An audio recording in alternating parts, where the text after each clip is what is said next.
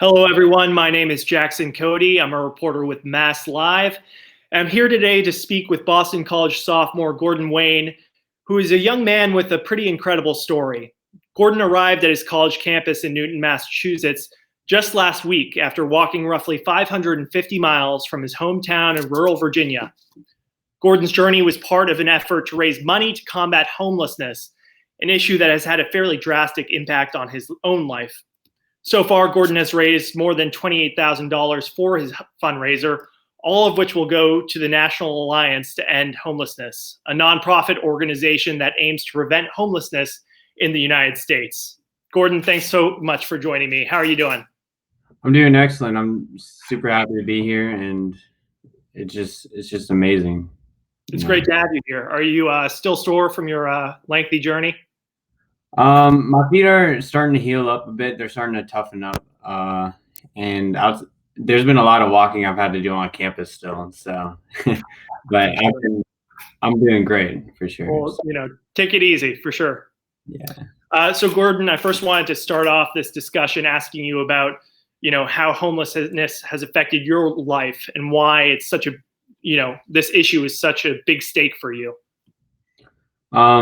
So last year, in June, I became homeless, and it was a really dehumanizing experience. I felt kind of thrown away, I guess you could say, and I was put in a position where, I was either going to do something and get out of it, or I think if I didn't do anything, I would have ended up in jail or dead. So I just got to work, and I got a little bit lucky, and now somehow I'm here, and I feel so blessed to be here. Yeah, and just before this call, you're saying how it feels sort of unreal to be on the college campus now, and how it feels almost like a miracle. It feels like a dream. Like I keep trying to wake up, but I think it's real. I think so. So I'm glad it is. Yeah. And you said before that living without proper housing is an avoidable yet life-threatening position for anyone to be in, and yet homelessness touches the lives of more than 500,000 people in the U.S. every day, and the issue has become worse because of the coronavirus pandemic. How has homelessness prevented you from achieving your goals and just moving forward in life? So it put me in a spot where I was trapped working 60-hour weeks, so I was fortunate enough to have a job and a car, right? Now I didn't have any money, and it was I didn't eat much food, but I had a car and a job, right? And most people who are homeless don't have those things, but so I was able to. Like I was in a bad spot. I wasn't eating, many meals. Didn't have much water to drink. I hardly got showers at all. And I felt trapped because I was like I had to work my way out of it, and luckily I was able to. But I think it's an issue that we've ignored for too long. It affects all ages, all sexes, all races. We have veterans who are homeless. We have families who are homeless.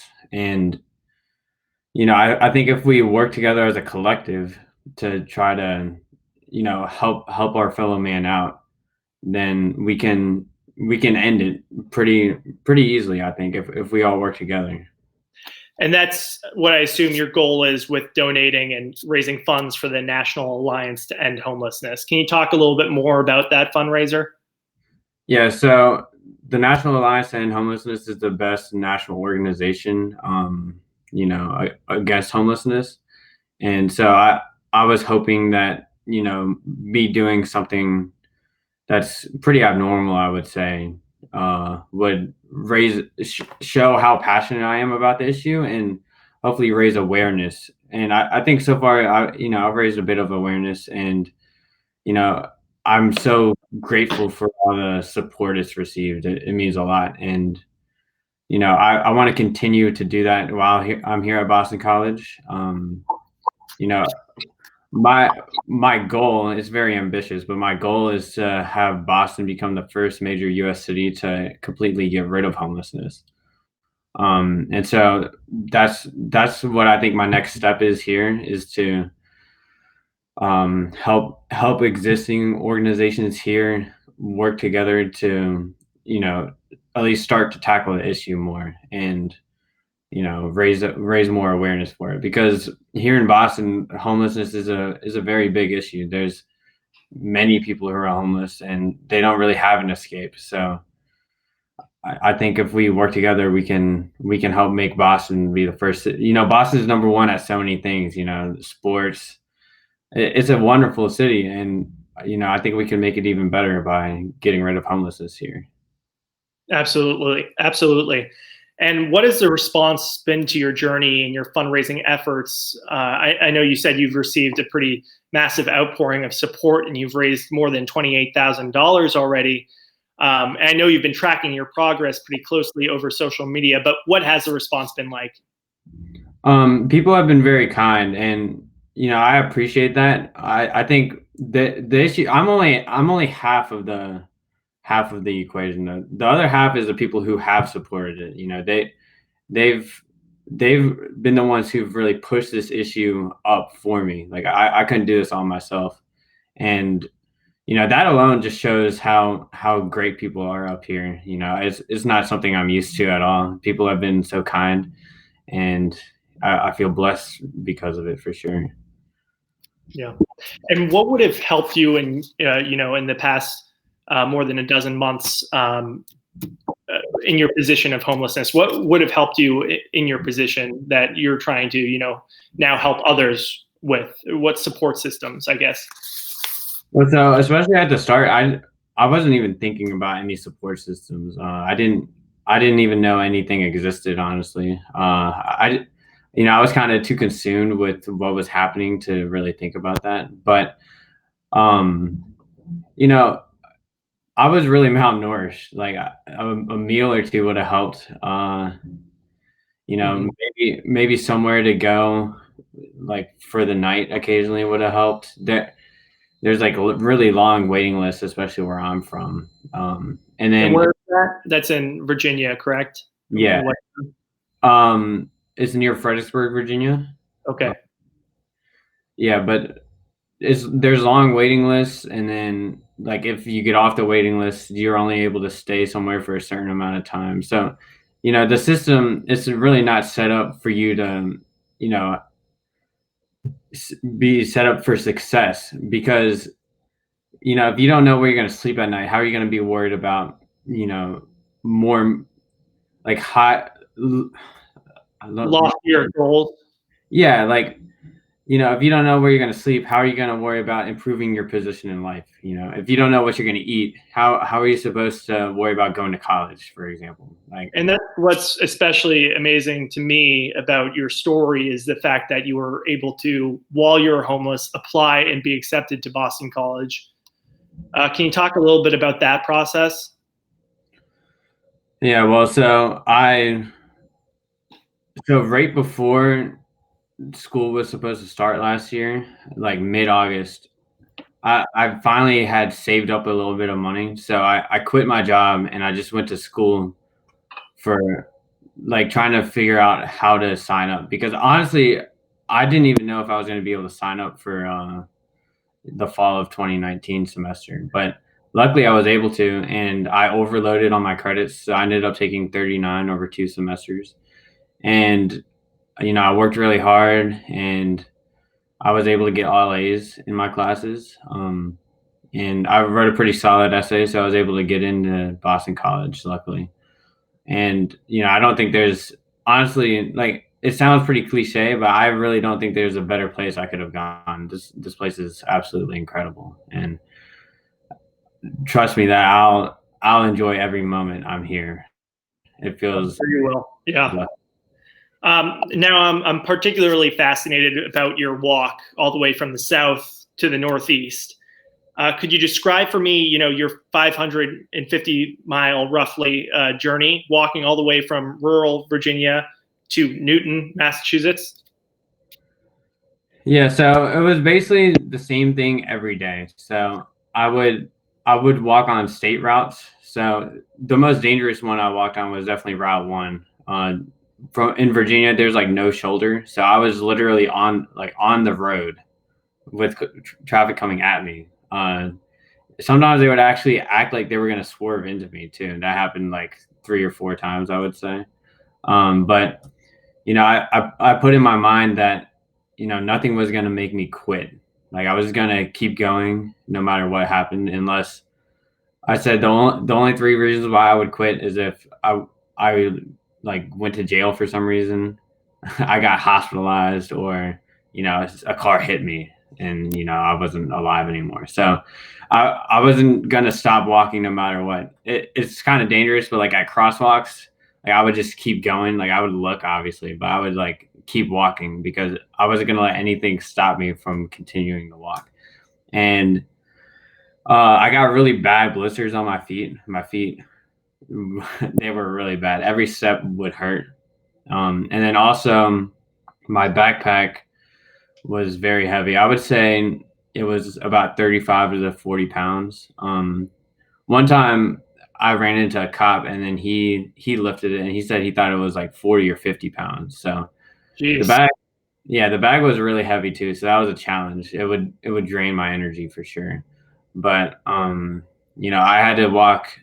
Like I knew the amount of time I had to walk every day. I had to walk an average of 13 to 14 hours, and I would just do it. And then I would get a shower, like try to like heal my feet a little bit. I learned a bit about medicine during the journey, and then do the same thing the next day for 16 days, and then I got here. And you're doing all of this during the coronavirus pandemic.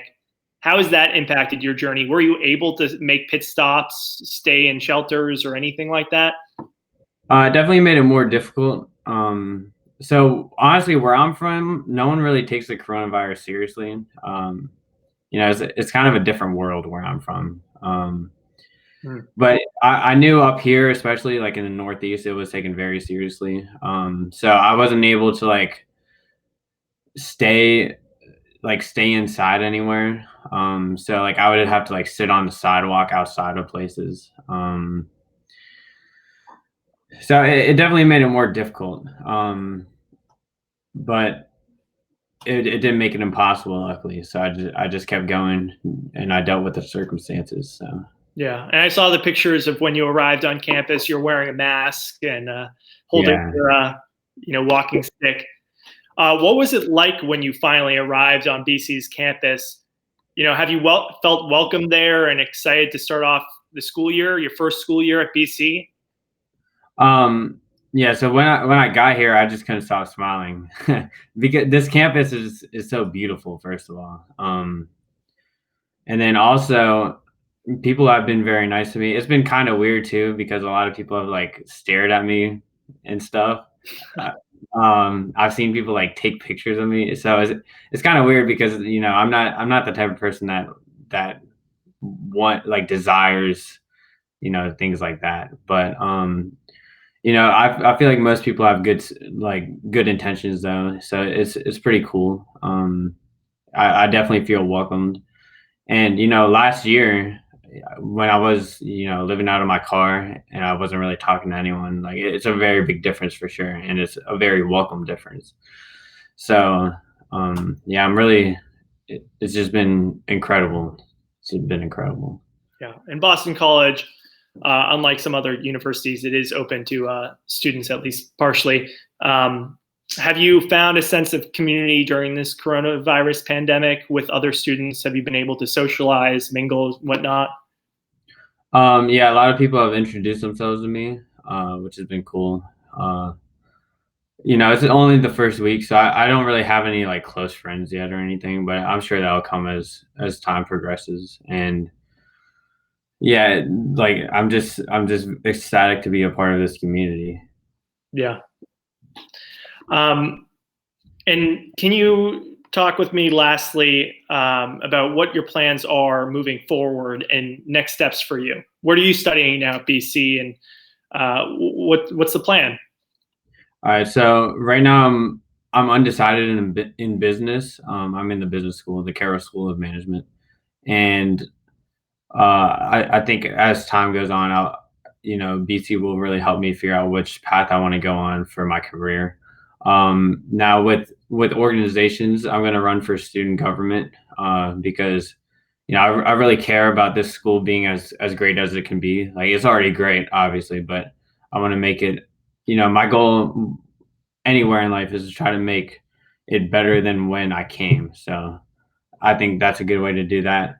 Also, I'm going to be heavily involved with BC's Habitat for Humanity chapter. Um, it's been an organization that struggled to receive like any significant funding in the past, and I'm hoping that I can help to change that so it can make a big impact. We have some big plans we're trying to come up with to try to really tackle the homeless issue here in Boston. Um, I have a lot of ideas, Sounds like it.